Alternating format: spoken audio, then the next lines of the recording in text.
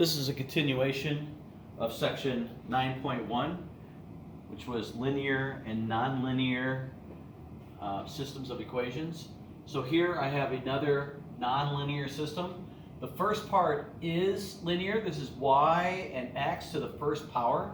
So this part is saying solve using the graphing method. So the graphing method is basically just where you graph each of your functions or relations or whatever they are, and you try to see where they cross each other.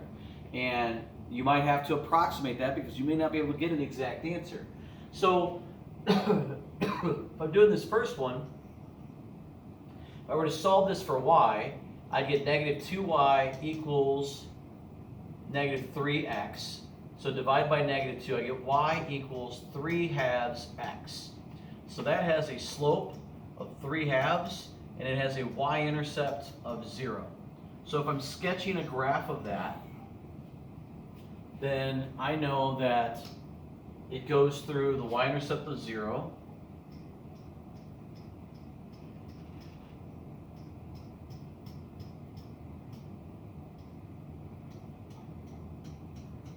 and it has a slope of 3/2. So using the slope from the y-intercept, I'd go up 3 and to the right 2 and plot a point there. And that would give me that line. So I'm going to sketch in that line here. It would look something like this. For the second one, you're probably not going to recognize this unless you've talked about conic sections before. And we have not covered conic sections because that's something we skipped over in this class because we had to deal with online learning. But it's still possible to do. If you solve it for y, first off, so if I negative y squared equals negative x squared plus 4, divide by negative 1, I get y equals x squared minus 4. Sorry, y squared equals x squared minus 4. And to get the y, you need to take the square root of both sides. But when you take the square root of both sides, you're going to get a positive square root and a negative square root. So this is actually not a function when we go to graph this, because you don't know it, but I know it. This is a hyperbola. So I know that this is going to look kind of like this. It's going to have a curve going left and right. Perhaps you've seen that before. But by breaking it down to y, we could actually make XY charts for each of these. So I could take like this first one, and I could start plugging in some values to see what happens. And I could try putting in things like, I know that if I put 2 in there, 2 squared minus 4 would be 0. The square root of 0 would be 0. And I could try putting some other numbers in there. Like if I put 3 in there, 3 squared would be 9 minus 4. I'd end up with a square root of 5, not a very nice number. If I tried putting 4 in there, 4 squared would be 16 minus 4 would be the square root of 12, which comes out to be like 2 root 3. So again, not a nice number. It's really hard to find decent numbers. So the best we'd be able to do is approximate it. So you could do the same thing with negative 1 and 0. If you put negative 1 and 0 in here, you're going to get negative numbers that you take the square root of. So this would be undefined. So like on a calculator, you'd get an error. But you could theoretically be plugging in a bunch of values. If you go far enough to the negative though, if I kept going, so I have my chart going to here, but if I kept going, eventually I would get to numbers like negative 2. If you put negative 2 in there, negative 2 squared would be 4, 4 minus 4 would be 0. And if you put negative 3, you would also get the square root of 5, and so forth. So you could approximate these points, and what you're going to find is you would get like at negative 2, at 2, 0, you're going to get a point here, negative 2, 0, you're going to get a point here, and you're going to find some other points, and you're going to end up plotting them, and you're going to end up getting like this curve up here and this curve down here. And then you do the same thing for this one. You'd have to create your own XY chart for this one. It's going to work the same way, but everything's going to be negative. And so those curves would look like this and like this. And what you would eventually figure out is that this has no solution. That line goes right through the middle of where these two curves are. They don't actually cross each other. Now, that kind of leads into the next problem, in that if you're not able to do this, you can use a graphing calculator, and you could type in this information as well. Let's see, I'm going to go to y equals and clear that out. And so we had the 3/2 x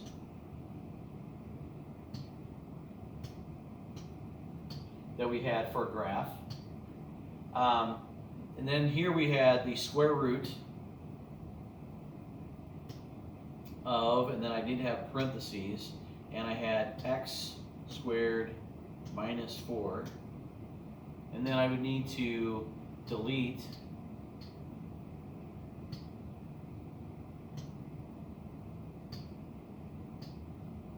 not quite cooperating with me here.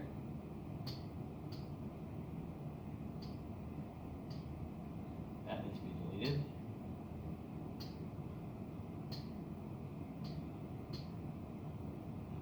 So hopefully that'll come out okay. We'll see in a moment. And then I would do the negative square root of that. Negative square root of parentheses x squared minus 4. Eventually get that all in there, and then I'd be able to hit graph and be able to see what this looks like. And this is where you would see, there's that line, and you can look at either one of these. I didn't like something there, so I'm going to, it's fun for you to be able to see. I'm not sure why. There we go. Just need to take that little exponent that it still had in there out. Here it gave me a quick look at it down here. But you can see that this is supposed to be one continuous curve over here and one continuous curve over here. But because it's not a function, I can't put it in my calculator that way. But this blue line represents the one equation, and this curve together represents the other one. You can see that they do not cross each other. And so there's no solution to that one. Okay, so let me minimize that for a moment. And we'll move on to the next problem. And I'm not sure why I have this on here. Let's see if I can take that out of there. So this one, in similar fashion, is it actually wants me to use a graphic calculator. So again, this one is already solved for y, but I would type it into my calculator as y equals, and I would do the log of x divided by the log of 2. Because it's different base, it's not log base 10 or e, so we need to type it in that way. That'll be my second function when I type that in. This one, I would need to solve for y, so 2y equals negative x plus 8. So if I divide by 2, y equals negative 1/2 x plus 4. So this would be my y1 that I'd put in my graphic calculator. So I just got to remember those two things to be able to put in there. Bring up my graphing calculator.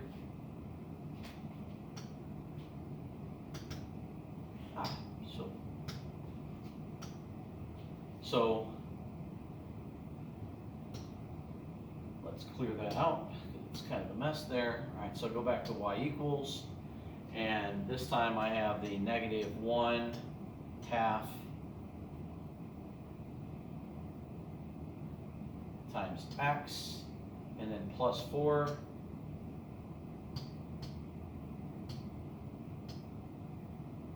So far, that should just be a line with a y-intercept of 4 and a slope of negative 1/2, which looks good. The second one was the log of x, using the x, t, theta button here right next to the alpha button. You guys should have these, by the way, on your Chromebooks. You should have a graphing calculator that you have access to that you could do this with. And so then divided by the log of 2. So we know what a logarithm logarithmic function looks like. So hopefully when we graph it, you can see that. And you see that curve and it goes up. And so now we're trying to approximate it.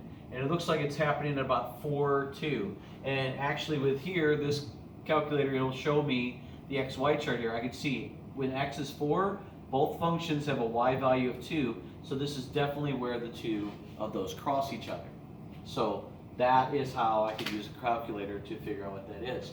If I had changed something slightly, let's say that instead of a base of 2, let's change that to a base of 3, just to show that if I change the base, the solution's going to change a little bit. Just waiting on that for a second here.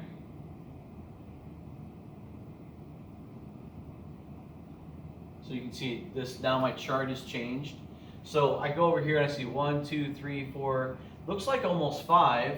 But if I go to 5, what you'll notice here is 5, I don't know if you can see this, for the one function it's 1.5, the other one's at 1.465. They are not exactly crossing at that point. So if I got in that situation, there are ways with the calculator to find that. Above the trace button here, second trace, it's got calc. That means calculate. And one of the options is 0, so I'm going to push 2 on my keypad. And it's going to want to know, like, okay, I want to know a left bound and a right bound, so I'm going to hit enter. I'm going to go, actually, I do not want to do a 0. I want to find the intersect, which is number 5. Sorry, I was thinking of something completely different. So, first curve, yes. Second curve, yes. So it's got, I've identified both curves that I want. Then it wants a guess. So I move this until it gets close to where it's crossing. It doesn't have to be exact. And then I hit enter. And now it'll give me an exact location, at least as close as it can get. And so it wasn't 5, it was 5.051425. They have a Y, each have a Y value of 1.4742875. So that is how I would use a graphing calculator to approximate a solution.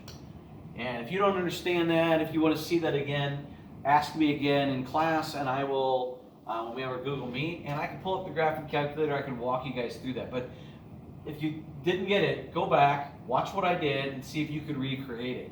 And that way you have that ability to do that. Because graphing calculators you're going to use more and more as you go through more math classes. So if you're taking calculus next year, or if next year you're going on to college and you're going to retake pre-calc, college algebra or whatever, you might need to be able to do that during that class, and it would be good if you already had some experience doing it. So in this problem, what we're doing is we're setting up a system of equations. It says a software company invests $16,000 to produce a software package that will sell for $55.95. Each unit can be produced for $35.45. How many units must be sold to break even, and how many items must be sold to make a profit of $60,000? Okay, so how do we handle this? Well, it all comes down to problems like this, being able to write an equation, or two equations. So yes, I can have y equals, but I'm going to use letters. I'm going to use y, but I'm going to use y, and I'm going to put like a little subscript, revenue. The y revenue could be found by doing what? Well, how are you making money? You're selling these things for $55.95 for every software package that you do. That's money coming in. That's what I'm selling them. That's money coming to me. But I have money going out. I'm spending money. How am I spending money? And so I'm going to call that my Y value, but it's going to be the cost. So I got the revenue and the cost. Now the cost is that I'm spending $35.45 for every one of these software packages. So yeah, I might be selling them for $55.95, but they cost me $35.45 a piece to begin with. Plus, we had this initial investment. So this $35.45 is what's called the variable cost. It's the part that might go up or down depending on whether it becomes more expensive to do the software or whatever. But I've invested $16,000, like basically just to like rent the location that I'm at or something, or the machinery, or things like that. So that's called a fixed cost, and the fixed cost is the same thing as what you would have for a y-intercept. Because that's, even if I make no software packages, I've already spent $16,000. So 0 software packages, $16,000. 0, 16,000 is, if you were to graph that as a point, is on the y-axis. So these are my two functions. So how do I break even? Well, you break even where these two things are equal. So break even is where they are equal.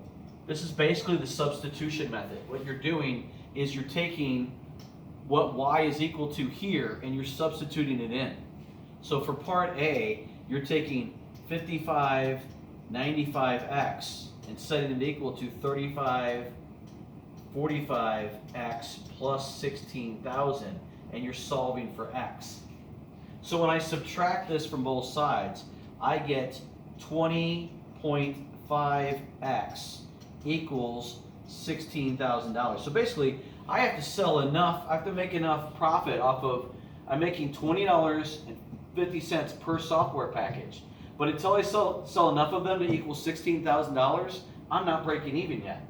So divide by 20.5.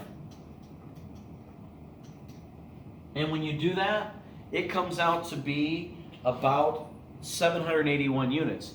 I'm approximating because I can't sell 780 units or like 780.52 units. No matter what, I want to round up because I want to at least get the 16,000. So this ends up being about 781 units. So once you sell 781 units, that's an important number. Now you start making a profit. So that's something that's very important in business, to figure like, okay, if we set things up this way, this is how much we're selling them for, this is how much it's costing us. How many would we have to sell before we even start making money? Okay, a lot of businesses fail because they don't charge enough money or they don't know what they should charge and they are losing money. The second one is make a profit of $60,000. So that means that's different. I want that's the difference between the two.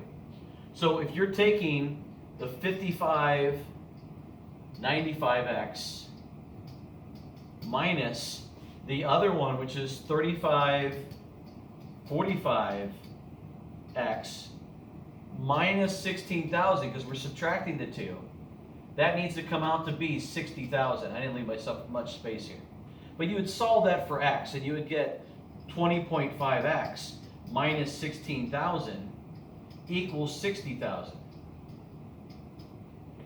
And so 20.5x equals 76,000. So now, to make $60,000, you also have to make the $16,000 that you first had invested. So that's why this number comes out to be a little bit different. And so to make $60,000 profit, we need to sell 3,708 units at least to get at least $70,000 in profit.